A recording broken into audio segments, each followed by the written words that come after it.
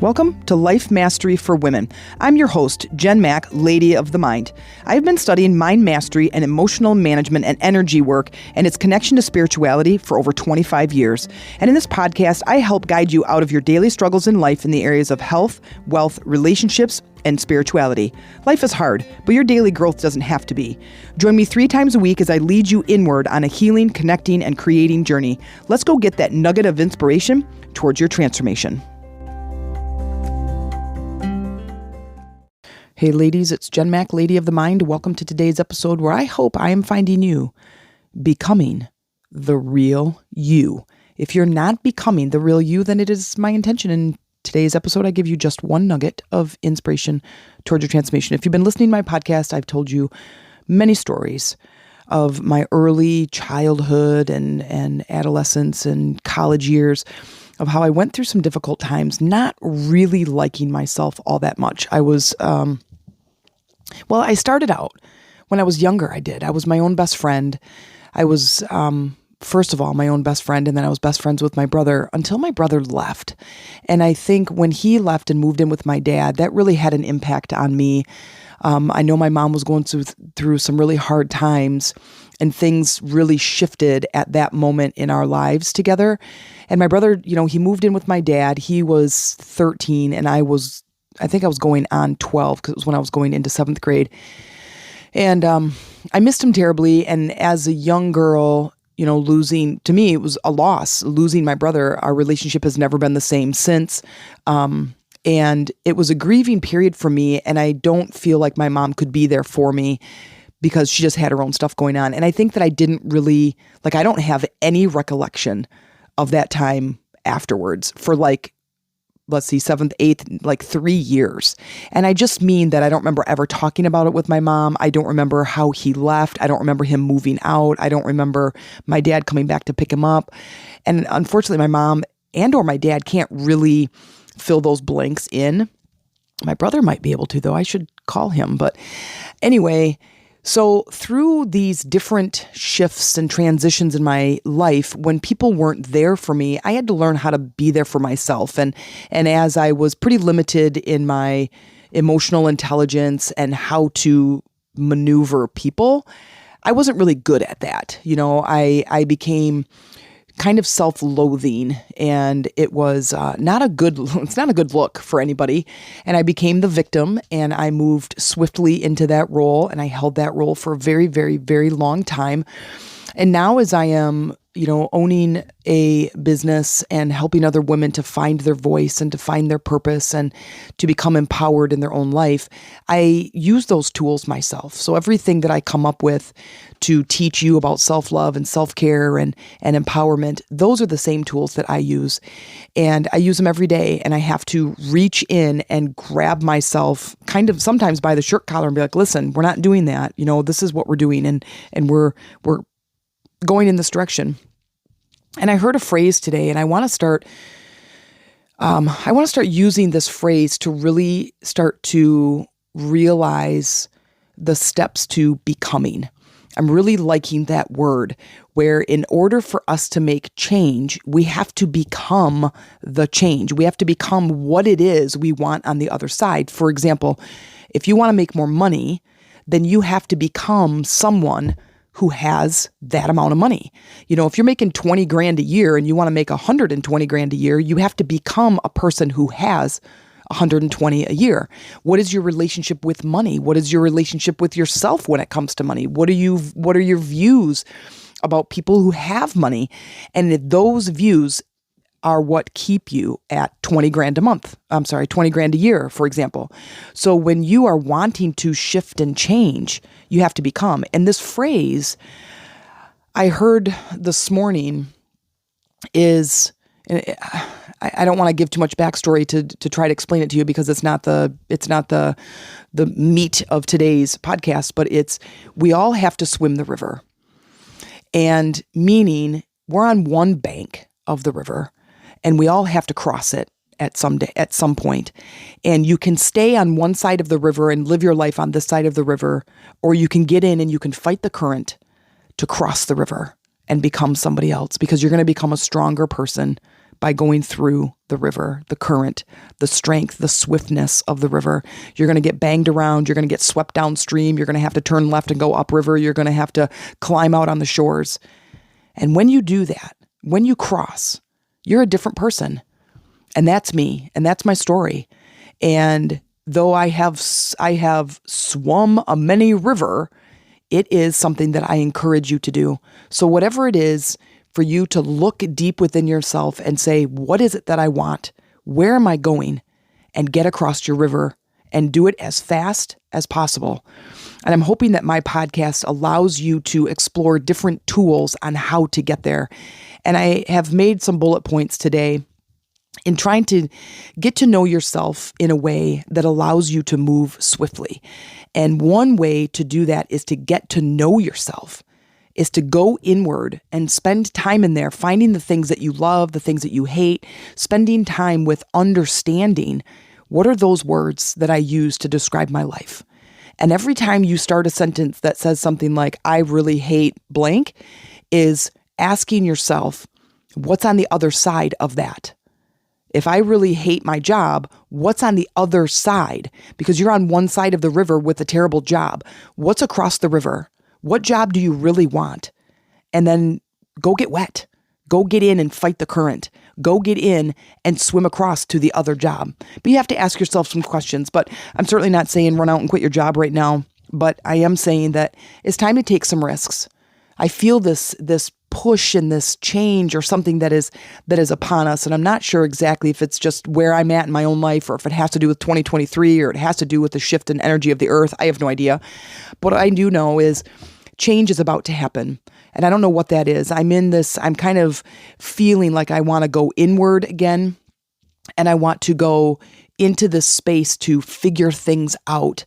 And when I go inward, I can relate to that inner part of me, that young girl who was hurt when her brother left, the young girl who had some wrong done by some kids in school and had other adults that she trusted tell her that she wasn't smart enough, and she bought those beliefs. And then she turned and she got in the river and said, screw all y'all. It is my life and I am destined for great things. I am destined for great accomplishments. And that's what I want for you. So in order to achieve these great accomplishments, we must look inward. We have to stop going outward and blaming others. I spent so many years blaming people and things around me that it's exhausting. And I will blame nobody anymore for my lack of success. So I want to give you a couple of bullets. And one is to listen for the words that you say. Getting to know yourself is to love yourself. And when you love yourself, you will do anything for yourself. And I just mean that you will go find the relationship. You will not tolerate boundaries being crossed. You will not tolerate not being paid what you're worth. You will go and find the thing that makes you happy, the life that you want to create that is going to make you fall in love with life. Because sometimes that's hard to do. It's hard to fall in love with life when life is banging you around. You can't love life when you're in the middle of the river, getting swept all over the place and dragged across the rocks. But when you drag your body up on that shore and you're exhausted and the sun is shining and the grass is green and the abundance is there and the love is there and the friendship and the support and everything that you need is on the other side of that river, will you get in? Will you cross the river? Will you go in over there and start making your life? That's what I'm offering you. I'm offering you with just a few little gifts, one podcast at a time that you can just go inward and change your life. One tool at a time, one perspective shift at a time until you're ready to take the risk. One of the other things that I feel like it's important is to getting to know yourself is to give yourself time. Meaning, if I was in a brand new relationship and I loved that relationship, I spend time with that person. So like me and Amy, we know what our love languages are, and we make sure that we touch upon those love languages in our relationship, which is why our relationship is so solid, is that we respect each other enough because we love each other enough that we put ourselves in these positions on purpose to express our love for each other, right? And so we give each other our time. and our attention and our conversation and our quality time. And we know that, as parents and business owners and, full-time job and 2 young dogs and a busy household and busy family, that we can get swept up into the chaos of life. And we can get swept up into the complaining of why this didn't happen or why that didn't happen, or there's another phone call from the school, or we need to fill out this paperwork for Brandon, or we got an expo coming up we got to get ready for, and we got to do all these tasky things. And sometimes we get lost. But I will tell you, there is nothing more painful than getting lost from your own self, getting disconnected from who you really are. So I would suggest that you spend time alone with yourself. Go for a walk, journal, talk to yourself. That's what I do. I do it all day long. And spend some time with you, getting to know you. Because if you were developing any other relationship out in the world, that's what you would do, right? You would go out and you would spend time getting to know yourself. And I think it's really important to be able to recognize that those are the things that you need to do to develop that relationship. So that's one. And I would ask you to write a list. What are some things that you can do to spending time with yourself? Now, if you're tremendously extroverted, like my son Cameron, he is like, dude, no way am I spending any time by myself. He just can't do it, right? He's so social, and that to him is a punishment. To me, it is a complete reward. I am not as external as I come across. I'm very internal. I go inward all the time, all day. I'm always solving problems, always figuring things out, and becoming my own best friend. And it is a reward to me to spend time with myself, getting to know myself in all these different areas of interest for me.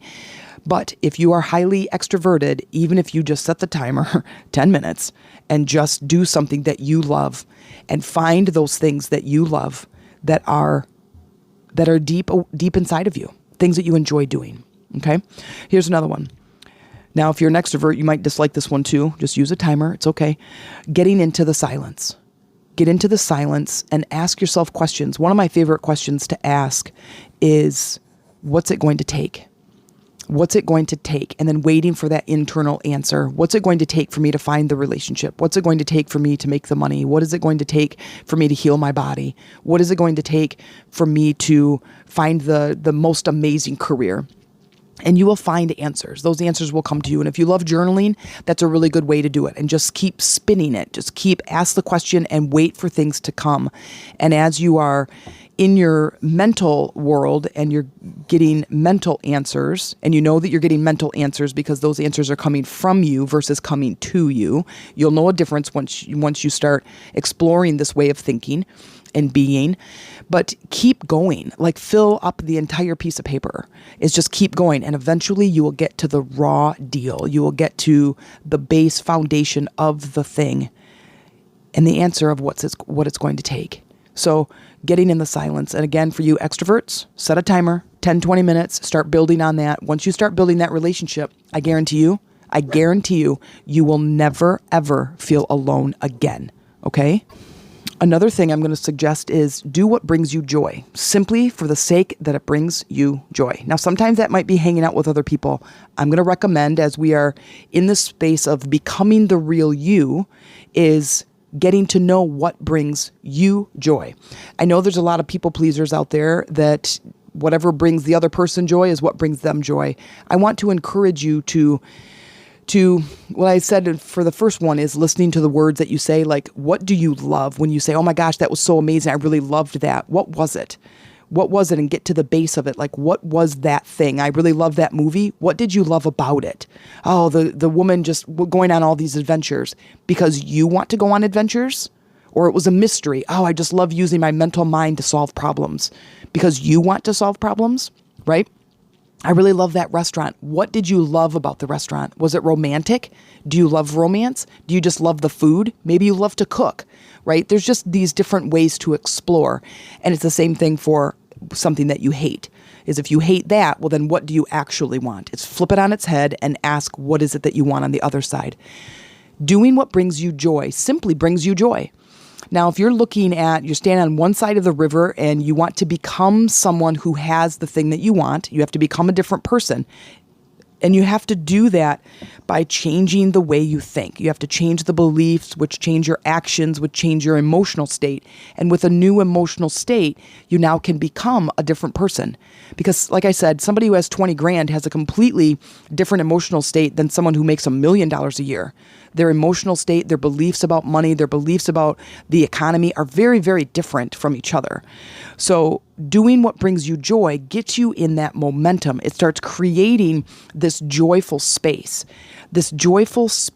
simply because it feels joyful. Now, I have a ton of different things that I love, and I could literally make a podcast listing all of the things that I just love doing and love exploring. And when I spend that time doing the things I love, I show up as a different person because I filled my bucket with joy. And so now I have more joy to share with somebody else. And that's a big deal when you have kids and you're tired and you're busy and you're a business owner and you have a busy household, that when my bucket is filled with joy, my relationships get deepened quickly. My relationships go on a deeper level immediately. I have more patience, I'm more kind, I'm more loving, I'm more joyful and playful, and it deepens my relationships. All because I did something on my own that brought me joy. It's an amazing transformation. And one of the other things, last thing, is gratitude. When we are in this receiving mode and we are receiving the thing that we want, we can move to that space of enjoying it and feeling grateful for the thing that's coming into our life, whether it's a job. Figure out the job, figure out the career.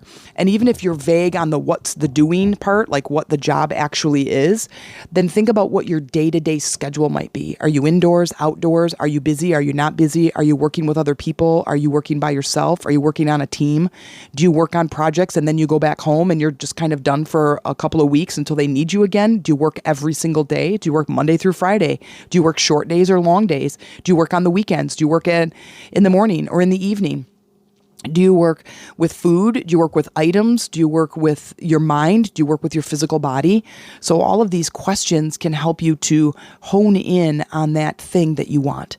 That can help you to hone in. It's the same with a relationship. I want to find something that I'm in love with. I want to do work that makes me stand up and get up in the morning. I want to do work that changes the world and shifts momentum. I want to help women shift their perspective. I want to make a lot of money doing it because in that lot of money, I get to give back to the community. I get to build things and create things, and money's not an object. I get to give back to my clients. I get to go on amazing retreats with women that are in really beautiful destinations. Well, I can't do that if I don't have any money.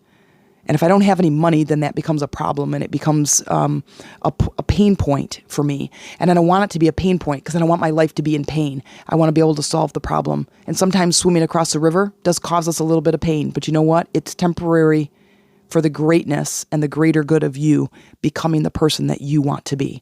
So if you are in pain right now in any way, emotional, physical pain, there is something on the other side for you. And getting to know yourself and deepening your relationship with you is going to help you to become that other person. I promise you it's not going to be easy, especially if you're just starting out. But I will tell you this, there is love and there's much love and much support inward, the inner energy. And if you feel alone, then I would say tap into this energy and become your own best friend.